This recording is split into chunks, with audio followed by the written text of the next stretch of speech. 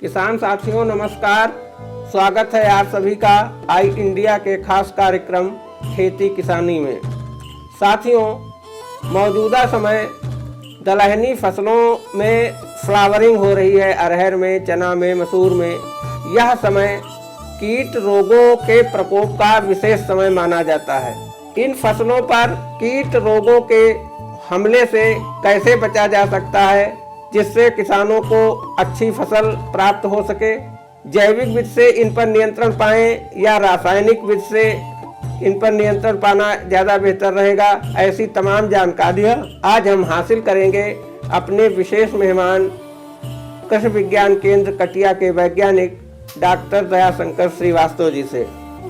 आइए मुखातिब होते हैं और उनसे जानकारी हासिल करते हैं कि दलहनी फसलों में कीट रोगों पर कैसे नियंत्रण पाया जा सके। डॉक्टर साहब, स्वागत है आपका विशेष कार्यक्रम में। डॉक्टर साहब, हम जानना चाह रहे हैं, किसान भाई अरहर, चना, मटर, मसूर इस समय उनकी फसलों में फ्लावरिंग स्टेज मानी जा रही है। इस समय इन पर कीट रोगों का हमला हो सकता है, इस पर कैसे नियंत्रण पाया जा सके, इस पर आप विस्तार से जानकारी दीजिए।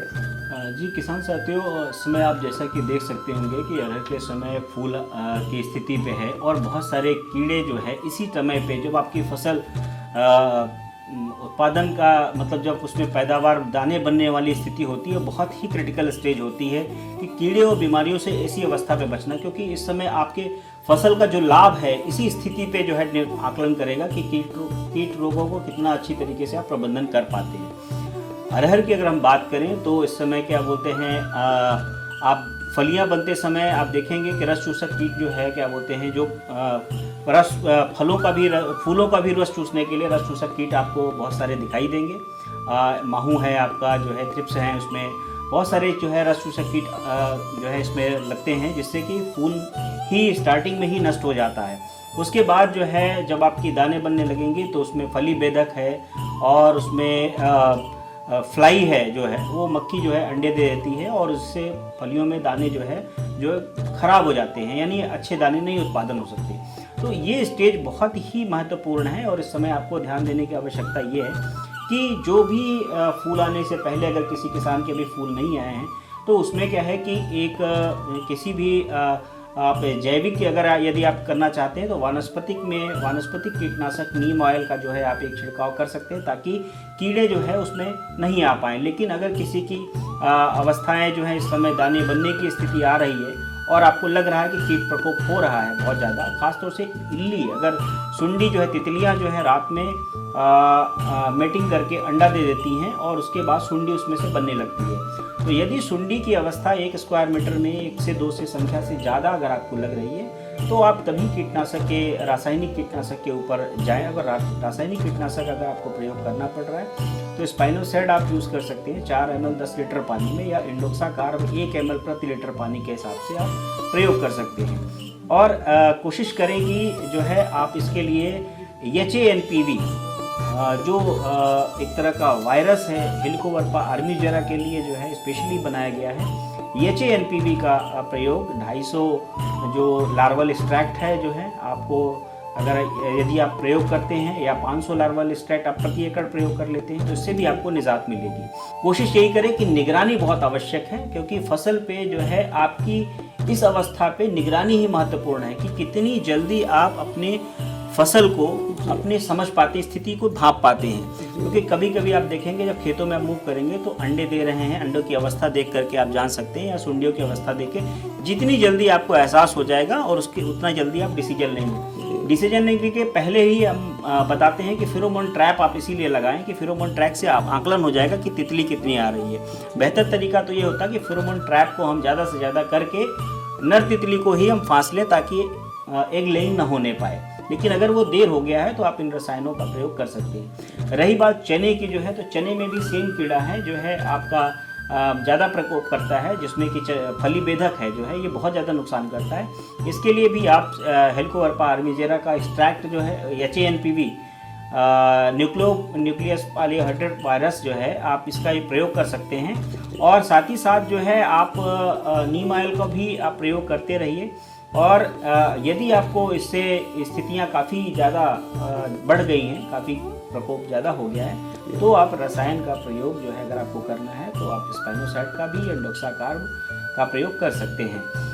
कोशिश यही करें कि शुरुआती अवस्था में यदि कोई कीट पतंग दिख रहा है तो लाइट ट्रैप का भी प्रयोग कर सकते हैं। फेरोमोन ट्रैप का प्रयोग बार बार जो है करते रहें खेतों में।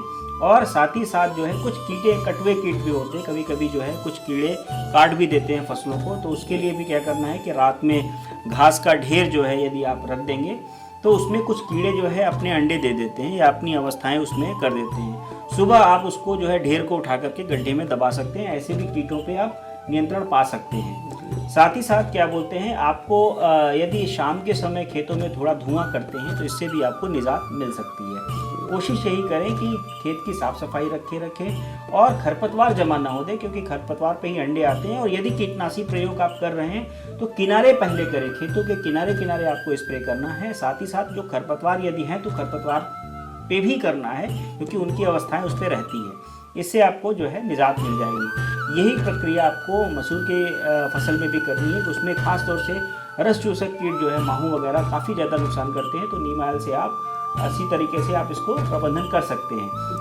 आवश्यकता यदि आपको लगता है कि ज़्यादा संख्या हो रही है तो येलो स्टिकी ट्रैप, पीला चिपचिपा पाश भी आप लगा सकते हैं। और यदि आपको लग रहा है कि उसके बाद भी स्थिति बहुत ज़्यादा बढ़ रही है तो आप इमिडाक्लोप्रिड 0.5 ml प्रति लीटर पानी के हिसाब से एक स्प्रे कर देंगे तो आप इससे निजात पा सकते हैं।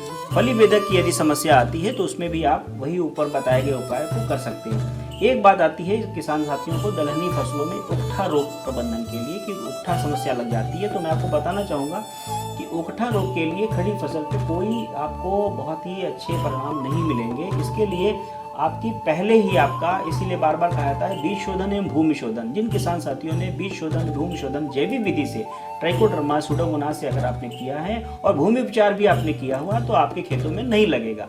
लेकिन यदि आपके कहीं ना कहीं अगर किसी तरह प्रकोप आपको दिख रहा है तो आपको क्या करना है कि उसमें जो है उसके आसपास पानी नहीं लगने देना। यदि आपने किसी तरीके से, वैसे भी दलहनी फसलों में पानी लगाने की प्रक्रिया बिल्कुल नहीं करनी है, क्योंकि अगर आपने पानी लगाया तो रोग बहुत तेजी से बढ़ने लगेगा।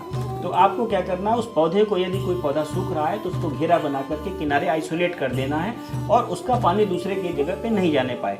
प्रिकॉशनरी सुरक्षात्मक तौर पे कॉपर ऑक्सीक्लोराइड 45 ग्राम और 2 ग्राम स्ट्रेप्टोमाइसिन सल्फेट का मिला करके घोल 15 लीटर पानी में बना करके यदि पौधे के किनारे किनारे कर देंगे तो ये रोग आगे नहीं बढ़ने पाएगा और इससे भी फसल आप बचा सकते हैं। ठीक है। तो डॉक्टर साहब हम ये जानना चाह रहे हैं कि इसके अलावा अगर कोई जैविक विधि है, नीम, जैसे आपने बताया नीम का तेल इसमें ज़्यादा फायदेमंद रहता है कि रोगों के नियंत्रण में, इसके अलावा भी कोई ऐसी मतलब वो हैं विधियाँ? बिल्कुल, जैसे मैंने जो HANPV का नाम लिया, हेलिकोवर्पा आर्मीजेरा का ही वायरस है वो, अच्छा, तरह से वो ही जैविक है, उसको आप प्रयोग करें। सबसे पहले उसी को आप प्रयोग करें। जैविक जो विधि है सबसे पहले अपनाई जाती है।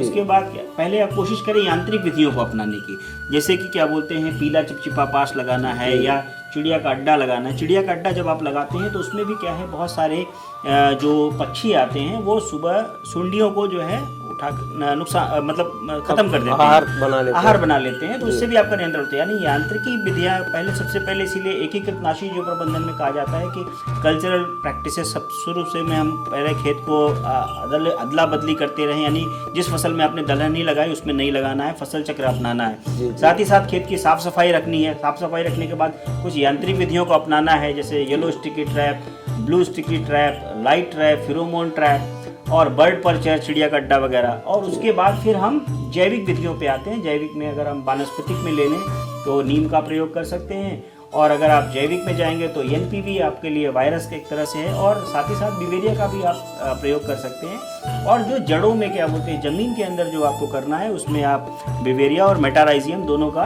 मिश्रण जो है कीटों के लिए कर सकते हैं। इससे भी आप कीट नियंत्रण कर सकते हैं। तो कुल मिलाकर के समन्वित रूप से यदि आप प्रबंधन करेंगे तो आपको बहुत ही अच्छे रिजल्ट्स आपको मिलेंगे और आपकी लागत भी कम होगी। कोशिश यही करना है कि कीट प्रबंधन के साथ साथ हमारा पर्यावरण भी प्रबंधन रहेगा, तभी हमारी खेती किसानी अच्छी हो पाएगी और गुणवत्ता युक्त उत्पाद हम किसान भाई बाजार में उपलब्ध करा पाएंगे, जिससे कि हमको बाजार का मूल्य अच्छा मिलेगा। जी जी जी। तो साथियों, आज हमने जानकारी हासिल की कि दलहनी फसलों में अरहर, चना, मटर, मसूर में किस तरह से कीट नियंत्रण के लिए जैविक विधियों को प्राथमिकता देनी है। साथियों, चलते हैं, फिर मिलेंगे अगले सप्ताह आज ही के दिन इसी समय। तब तक के लिए इजाज़त दीजिए। नमस्कार। देखते रहिए आई इंडिया।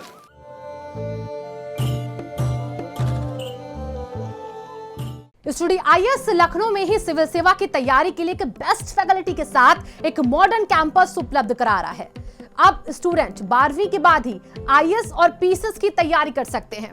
इसमें 12वीं के बाद आप ग्रेजुएशन करते हुए जो छात्र हैं वो आईएएस की परीक्षा के लिए तैयार किए जाते हैं। अगर आप ग्रेजुएशन कर चुके हैं तो आप हमारे स्पेशल बैच में आईएएस और पीसीएस की तैयारी कर सकते हैं। स्टडी आईएएस स्टूडेंट के रहने और खाने की व्यवस्था भी उपलब्ध कराता है, जिससे वो अपना पूरा समय सिर्फ पढ़ने के लिए यूज कर सके। अधिक जानकारी के लिए आप कॉल करें 9517171733 पर।